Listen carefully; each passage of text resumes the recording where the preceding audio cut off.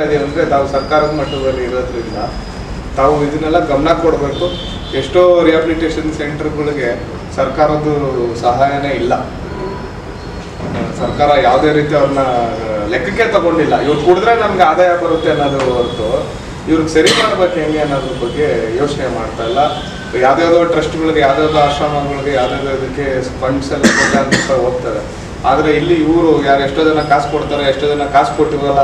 ನಿಮ್ಮ ಹೆಂಗಸ್ರು ಇರ್ಬೋದು, ಮಕ್ಕಳಿರ್ಬೋದು, ಕೈಕಾಲು ಹಿಡ್ಕೊಂಡಿರ್ಬೋದು, ಅಂಗ್ಲಾಚಿ ಬೇಡಿರ್ಬೋದು, ನೀವು ಚೆನ್ನಾಗಾಗಲಿ ಅಂತ ಅಂದ್ಬಿಟ್ಟು ಕರ್ಕೊಂಬಂದು ಇಲ್ಲಿ ಏನೋ ಮಾಡಿ ಸೇರಿಸಿರ್ತಾರೆ.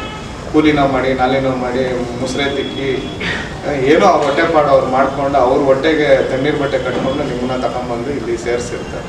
ಸೊ ಅವರು ಅದನ್ನ ಹೊಟ್ಟೆಗೆ ಹಾಕ್ಕೊಂಡು ಕಾಸು ಕೊಟ್ಟರು, ಕಾಸು ಕೊಡದವರು ಅವರು ಸಾಕ್ತಾರೆ. ಒಬ್ಬ ಮನುಷ್ಯನಿಗೆ ಊಟ ಎಷ್ಟು ಅಂದರೆ ಒಂದು ಹೊತ್ತಿಗೆ 3 ಹೊತ್ತಿಗೆ ಎಷ್ಟಾಯಿತು, ಔಷಧಿ ಎಷ್ಟಾಯಿತು, ಇರೋ ಬಿಲ್ಡಿಂಗ್ ಬಾಡಿಗೆ ಎಷ್ಟಾಯಿತು, ಅಲ್ಲಿ ಕೆಲಸ ಮಾಡೋರು ಎಷ್ಟಾಯಿತು.